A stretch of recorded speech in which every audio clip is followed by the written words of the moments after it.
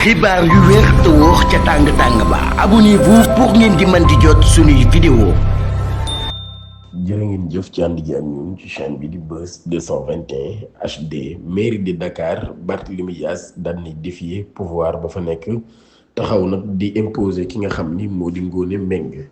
8 mois ginnaaw bi nga xamee ni moom mi daan nañ koy jëlee ca bopp mairie bu Ndakaaru moom Barthélémy Dias mi nag daal daan nay lànk ni du séddee boobu lépp contrôle ca mairie bu Ndakaaru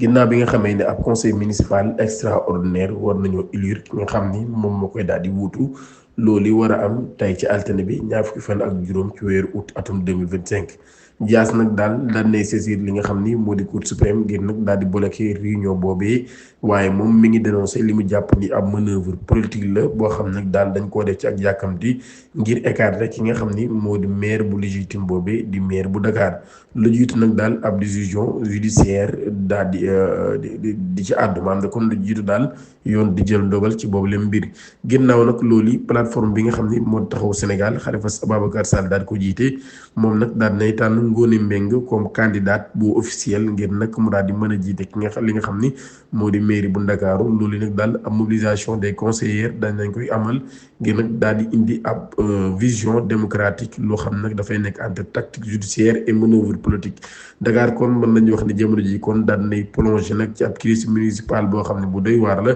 décision bu nekk rek mën naa nekk loo xam ni dafay redevenir équilibre bi nga xam ne dafay am ci wàllum pouvoir local boobee ginnaaw bi nga xamee ni cour suprême moom mi war naa prononcé ci boobu leen mbir lu jiitu élection yi capital bi nag daal nay nekk loo xam ne jamono ji kon mi ngi nekk en suspense mu nekk nag ay élection yoo xam ni dina marqué bu baax a baax li nga xam ni moo di feewu légitimité bu Barthélémy Dias wala sax ab ouverture bu ab front bu bees mu nekk nag ab confrontation politique boo xam ni mën naa am ci Dakar dañuy dem ci beneen mbir soutien ca Gaza Amnesty daan na justice bu baax a baax génocide ak complicité bu occidental bi nga xam ne jàpp na ni mooy am marche de solidarité ak le peuple palestinien loolu daan nay am dimanche ci réewum ci dëkk bi nga xam ne moo di Dakar loolu nag daan dajale ay députés des membres du gouvernement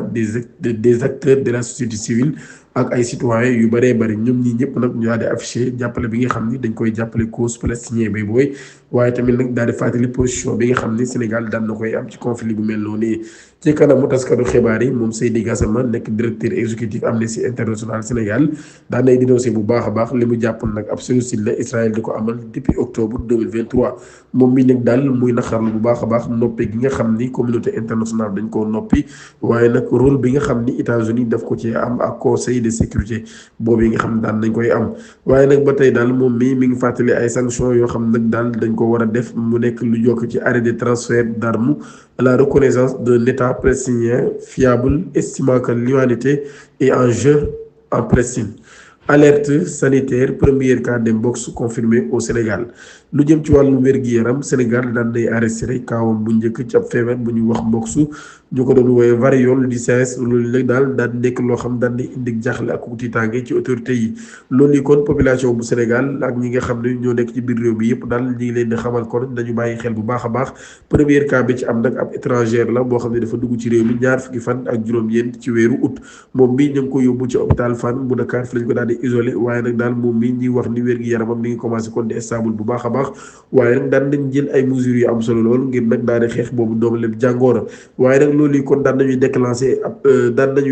nag ab plan de riposte ngir nag daal di mën a xeex feebar boobee ci nu mu gën a gaawee ngir nag daal di bañ mu daal di propagé mu nekk ab virus boo xam ne virus la bu doy waar annonce bi nag daan nañ koy def ci ab contexte boo xam ni contexte bu doy waar la ginnaaw bi nga xamee ni ab Sierra Leone daan na leen di touché bu baax a baax ak fële ca Guinée ñu nekk nag ay dëkk yoo xam ni dañ ñoo jegee loolu yi kon moo tax Sénégal di bàyyiloo xel ay doomam bu baax a baax di wax ni képp koo xam ne rek gis na benn symptôme buy wane boobu le virus danaa di daw daal di dem ci kër docteur nu mu gën a gaawee.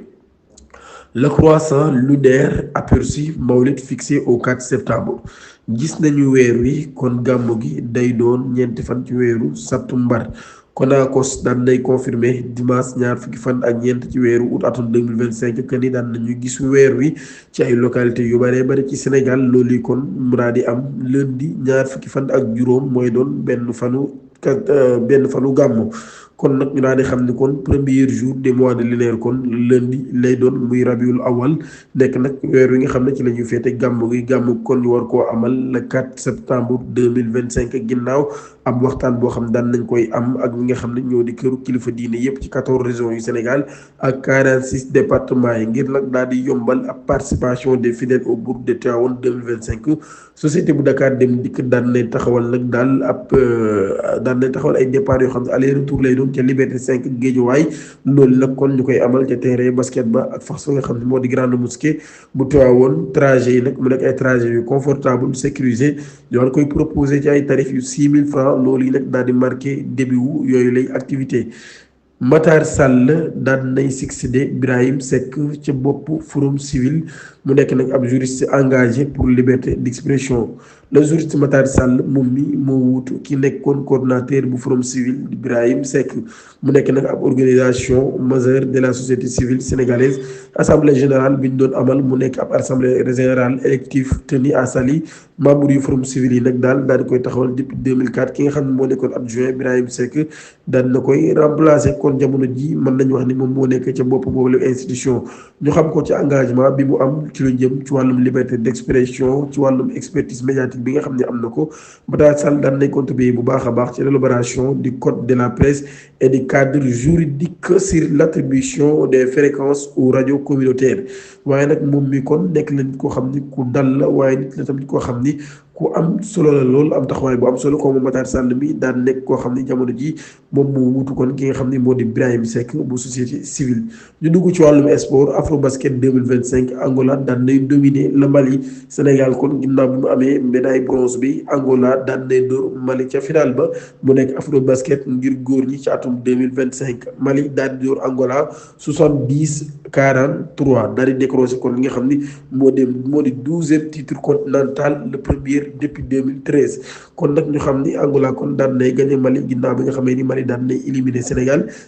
mi nga xam ni moom moo sax daal di jël médaille bronze bi daal di gagné ki nga xam ne moo di Cameroun ci 98-72 mu nekk nag loo xam ni ki nga xam ni moo di Jean-Jacques Boissy daal di nekk nag koo xam ni daan nay def ab score bu am solo lool ak 40 points ñoom ñi kon Sénégal ginnaaw bi nga xamee ni daan nay yéegaat ci podium bi ginnaaw depuis 2013 17 21 malgré performance bi nga xam ne nag dafa nekkoon orphelin ba tey depuis 1997. dañuy dugg ci acte international Guinée la jant frappe fort l'UFDG et le RPG suspendu à un mois de référendum a suspendu brutalement UFCD de Cellou Dalein Diallo et le RPG de Alpha Condé jant Guinée yéem nag daal daan leen di suspendre neen nag daal dafa mel ni ñoom ñi bëgguñu kon li ñuy wax adversaire politique nii di débat démocratique ci li nga xamee nag référendum bi dafa daal di jege. mën nañu wax ni kon bi élection yi jegee rek ñoom ñi dañoo wane ni bëgguñu benn yoon li ñuy wax kon concurrence ba tax ñu daal di nag am ab taxawaay boo xam ne loolu lii moo waral kon mu daal di écarté ñaar ñooñu di Cellou Dalein Diallo ak Alpha Condé mel ne kon jiitum réew ba.